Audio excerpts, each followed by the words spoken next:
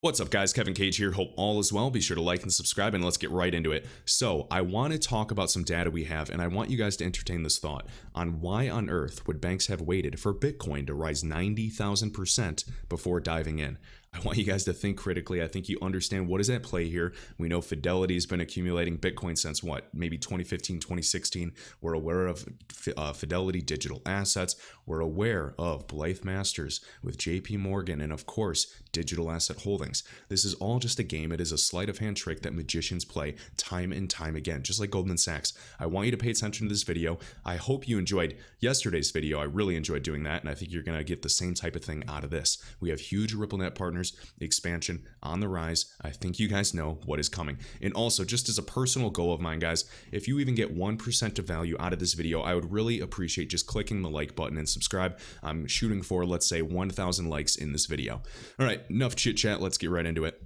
So we have Kasha. Of course, they have a recent announcement with India, and I want to talk about what we know back in April. Right here, we are also looking forward to implementing Ripple, referring to the company and software suite of products, once it's ready to replace international transfers between these corridors.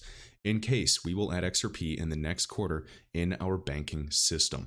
Boom, actual interest of on-demand liquidity, no surprise, ignore the FUD and look at what institutions are doing. For God's sake, we have XRP actually doing 10% of remittance flows between Mexico and the US dollar corridors. Mexican peso USD. All right, now right here, Kasha is teaming up with the Credit Cooperative Society to provide cryptocurrency financial services at 22 physical branches in India. This is just right on CoinDesk. We can go and talk about this. We can even see on other articles, of course, Cointelegraph. We have 34 branches expanding into India. You can go on. And of course, I recommend checking these sources. I was already looking at this. And guys, we have to question this, and I saw Digital Asset Investor make a great point. Remember, mid-September, literally last month, we had Brad Garlinghouse of Ripple. We had all these people commenting on India potentially banning cryptocurrency.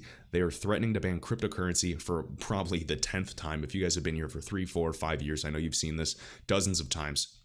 And I don't know if it was just a complete bluff or if it was just made up FUD. It was just an article that got, too far out. But don't be fooled, guys. And now, right here at the end of October, they're planning to offer cryptocurrency within Indian banks and, other financial institutions. Come on, guys. It is obvious. You know what is at play here. All right. So we'll keep going. Now, I wanted to share this. So Matthew LINY is sharing this with TerraPay. Now, who is TerraPay? Well, if you guys are a Patreon supporter or a top channel member on YouTube, I'm sure you're aware of me talking about them with one of their currencies called Luna or Terra Luna. Funny enough, Terra is actually right here, this ticker. There are different coins, so be safe. Make sure it's Terra Luna, not just Terra.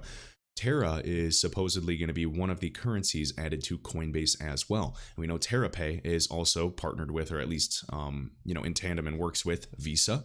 We also know that Ripple is a partner with TerraPay, as I've already said. Now, they're making a huge power move here, something to watch throughout, of course, the Asian region, if you guys are familiar with them and their goal to tackle e-commerce, because there's going to be a variety of assets that complement one another, maybe smaller permissioned ecosystems.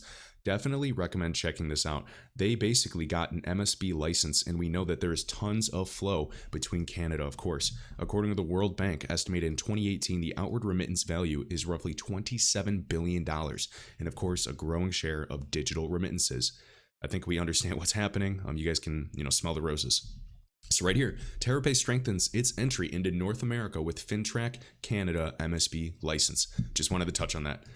Next, before talking about a huge RippleNet partner and their expansion, I want to touch on this tweet shared by Crypto Whale. Now, I'm sure many of you already know this gentleman. He is an early XRP investor, a huge Bitcoin bull, but I want you to entertain this thought. I'm not telling you what to believe. All I'm saying is keep your mind open to these possibilities.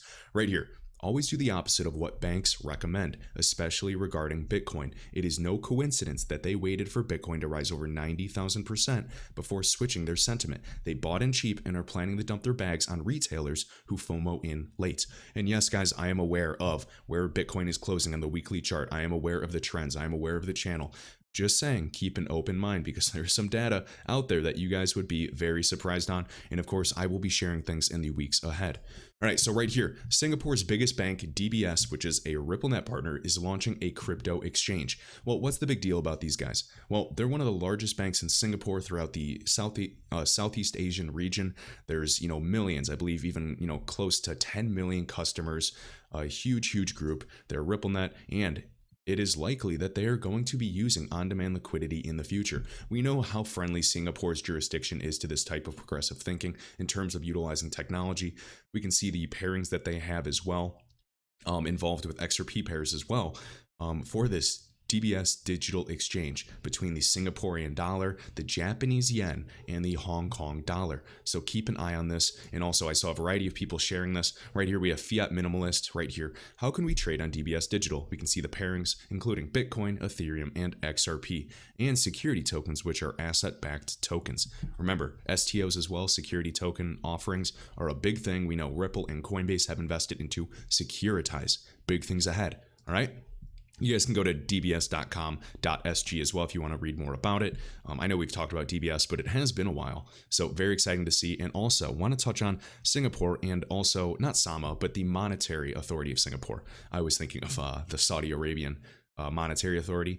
But guys, the Monetary Authority of Singapore, MAS, is extremely friendly with not only Ripple, but with Accenture, which is an early Ripple investor, and their hand is in everybody's cookie jar, as we touched on yesterday's video.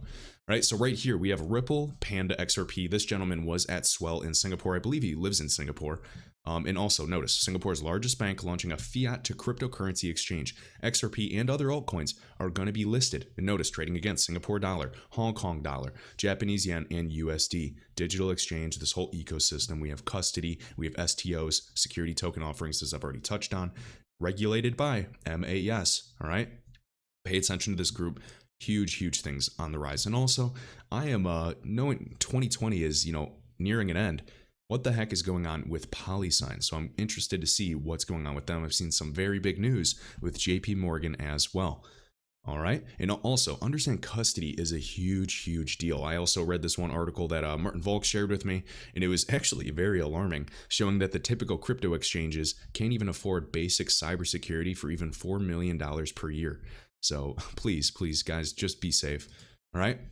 Right here, DBS talking about this. I already went through that.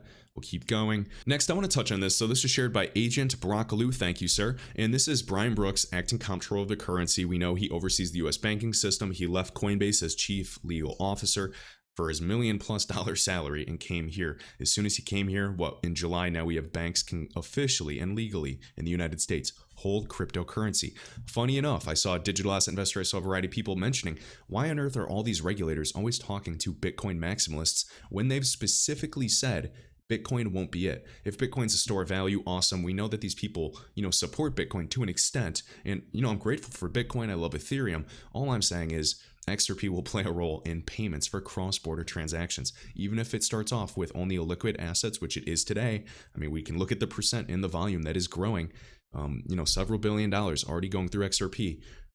Solving real problems for real customers. This is not speculation. This is not hype. That is just the fact of the matter. And it is simply a waiting game. We know even the former CFTC chairman, he represents Ripple with this law firm. He is an advisor for Ripple. It is just a game, guys. All the world is a stage, right? Do not be fooled. Just question everything. You've seen Jay Clayton. You've seen commentary between the SEC and the CFTC. And they're saying if it's not a security, it's most likely some type of commodity. If it's not a commodity, it is most likely some type of security. And you guys know my thoughts. You know what's happening. And I think this is all just a giant game. And you guys might roll your eyes and think that is completely crazy. But from everything I've read, the research I've done, you'd probably have to give me a few hours to even, argue my point, really. So I just wanted to listen to this clip. Laura Shin is a huge Bitcoin maximalist. She does not like XRP. David Schwartz has offered to go on her show and, discuss. And, I didn't see a response either. So you guys can read between the lines if you would like. But then, of course, I don't control the securities markets. And so who's going to tell us whether, XRP is a security or, whether something else is a violation of the Commodity Exchange Act? You have to talk to those other regulators. And that's, again, partly a strength of our system because power is diffused, and so it's not concentrated in one set of hands. But on the other hand, it makes it harder to give clarity. So my promise to the industry is, as long as I'm here, I will provide as much clarity as I can on all of the crypto matters that are within my jurisdiction. You've seen us starting on that. We have more to say if there's time. All right. I hope he keeps going. Good guy. Stay with me here, guys. I want to finish this video off with a bang. So we have Arturo Portilla. I believe he is a fintech lawyer as well. Yep, fintech lawyer. And also he was the former owner of XRP Center. Just sharing this. So this is a document on the clearinghouse with their announcement, their news press release regarding the clearinghouse completing a critical integration milestone of Zelle and the real-time payments network. We know Zelle's connections to, Stellar Foundation and those groups, of course, because of their, CEO. We know the clearinghouse and all their tech providers. I've shown you 1,000 times. We know that there are probably 4 or 5 of them that are RippleNet enabled as well. And what's interesting about this is PNC Bank and US Bank are the first to pilot this integration. PNC was one of the first RippleNet partners, just sharing. And also his opinion, and I tend to agree that, they're fearful of being disrupted by other domestic systems and clearing systems like FedNow. Also, you guys know my thoughts. I don't want to speculate too much, but we know the RippleNet integrations as well with FedNow. We know the Faster Actions Task Force with Ripple. There sure are a lot of coincidences, if you guys know what I'm saying. Right here, so shared with Neum. So we know they're RippleNet. They utilize XRP today and on-demand liquidity payment flows. They're expanding into Africa. Right here, they've also worked with early-stage companies like Cambridge and GeoSwift that provide cross-border solutions, as well as larger institutions like PayPal and MasterCard. Well, so Neum is RippleNet. We have all kinds of, partnerships and expansion with them, which is great to show that Ripple is helping them scale big time. And of course, they have all kinds of proof of concepts. You can hear Neum speak rather highly of Ripple right here. We know Ripple, is cloud. It's able to, get started rather quickly now. And we also know, Cambridge, Neum worked with Cambridge. Funny enough, Cambridge Global Payments Partnership goes live with Ripple. So we know they are a fleet core company. And I think you guys know what this means for the overall ecosystem. Right, and let's see, finish things off right here, guys. So someone just sent $1 billion in Bitcoin, paid only $3 in fees. Very, very interesting. And of course, this is from, I believe this is pronounced a Zappo account. And there's some interesting stats here that I want to share regarding payments if you use today's infrastructure rather than utilizing the benefits of blockchain or DLT. So right here, there are multiple reasons for large crypto transfers like this. The most obvious one is that Zappo, I'm going to say Zappo, it might be Zapo or who knows what, is moving funds to cold storage for safekeeping. Another reason could be the owner of these funds is ready to diversify. Coming from the Ethereum side, I'd like to assume the owner is preparing to move funds to Ethereum as ETH or using REN BTC. All right, and also large transactions. Talking about the current infrastructure today, we know that Ripple is already partnered with essentially the entire ACH network of the United States. That is not conspiracy. You can find all of that online yourself. I mean, you can look at the Nacho Alliance, you can look at a variety of other groups. Talking about this, Chase Bank, which has a very generous policy, sending no more than $25K per day. That would take, and even sending, over $1 billion would take over 128 years. That is insane. I mean, we can go through this, and of course, allows up to $250K each day for personal accounts, which means it would take 13 years to send all the money. This is just laughable. And of course, you guys know the fees. In the past when Michael Arrington sent roughly $50 million via XRP, it only costed about 30 cents and got there within seconds. This is the type of technology we are talking about. It's not just speed and cost. It is the actual security measures and the scalability and everything that blockchain can offer. Yes, I'm aware that centralized systems can sometimes scale much faster than decentralized, but overall the trade-offs are we are going to be moving to a more distributed landscape. If you guys are going to catch this trend and take advantage of it, we are going to make a killing in this market. As always, none of this is financial advice, guys. One man's opinion. Do research, question everything, and I will see you in the next video.